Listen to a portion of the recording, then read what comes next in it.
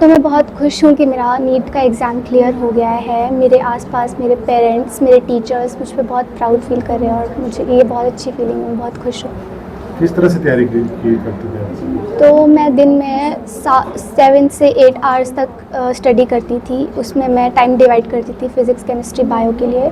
तो मेरी बायो पहले स्ट्रॉन्ग थी, तो मैं ज़्यादा फ़ोकस फ़िज़िक्स और केमिस्ट्री पे ही करती थी। और फ़िज़िक्स में सबसे ज़्यादा important numericals and like concept building होती है, तो मैं उस पे वर्क करती थी। मैं अपने टेस्ट रेगुलरली देती थी, उनको एनालाइज़ करती थी और अपने टीचर्स से डाउट पूछती थी। मेरा 11th-12th से ही वैसे स्ट्रॉन्ग बेस बन गया था। मैंने महावीर पब्लिक स्कूल से स्टडी की है, तो मेरा 11th-12th से ही फ़िज़िक्स, केमिस्ट्री, बायोलॉजी का बेस बहुत अच्छा था। एंड जो भी मुझे डाउट्स वगैरह आते थे तो मैं टीचर्स से हमेशा पूछ लेती थी। इसका श्रेय किसको देते हैं आप? मैं सबसे पहले तो अपने टीचर्स का ही धन्यवाद करना चाहूँगी, क्योंकि अगर उन्होंने मुझे इतने अच्छे से नहीं पढ़ाया होता तो मैं नहीं क्लियर कर पाती। दूसरा मेरे पेरेंट्स, बिकॉज़ उनके बिना मैं एजुकेशन ही एक्सेस नहीं कर पाती। उन्होंने हमेशा मुझे हेल्प किया है, सपोर्ट किया है। जब भी मैं लो फ़ील करती थी तो मैं उनके साथ बात कर लेती थी और उन्होंने हमेशा मोटिवेट किया है मुझे। तो मैं अपने पेरेंट्स को धन्यवाद बोलना चाहूँगी। आप कहाँ के रहने वाले हैं और आपके पेरेंट्स क्या करते हैं? मेरे पापा टीचर हैं और मेरे मम्मा ग्राम पंचायत में एज अ ऑफिस एम्प्लॉय है। मेरा घर कोल्लम साइड है, सुंदरनगर मंडी से ही है हम बेसिकली। पर गांव हमारा बाडू है जो कि काफ़ी बैकवर्ड एरिया से आता है, तो यहाँ पे हम बिना पेरेंट्स के रहते थे। मैं अपनी सिस्टर्स के साथ रहती थी। ये तो बहुत बड़ी उपलब्धि होती है। हम जिस परिवेश से आते हैं उस परिवेश के हिसाब से हमें तो बहुत ही अच्छा फील हो रहा है, क्योंकि हमें तो इतनी अपेक्षा नहीं हो रही थी कि हमारी बेटी भी नीट का एग्ज़ाम क्लियर कर पाएगी। तो खुशी तो होती है सर। युवाओं को मेरा सबसे बड़ा संदेश यही रहेगा, अच्छी सोसाइटी, अच्छे परिवेश और अच्छी एजुकेशन, तभी हम आगे कोई अच्छी सीढ़ी प्राप्त कर सकते हैं। इसके बिना सफलता पाना कठिन है। संघर्ष ही सफलता की सबसे बड़ी कुंजी है।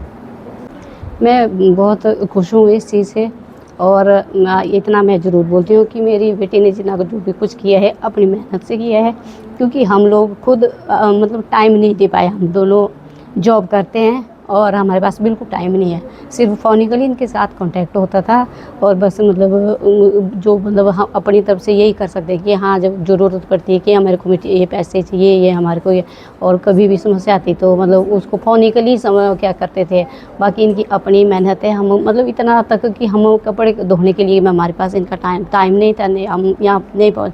और जो मेरी बेटियाँ जो बड़ी बेटियां हैं उन्होंने इस तरह से इसकी परवरिश की कि अपने खुद अपना लेवल उनका लो होगा स्टडी में, और इसकी तरफ उन्होंने ज़्यादा फोकस किया, क्योंकि इसने पहले से थोड़ा सा मतलब ये दिखा दिया कि मैं थोड़ा कुछ कर सकती हूँ।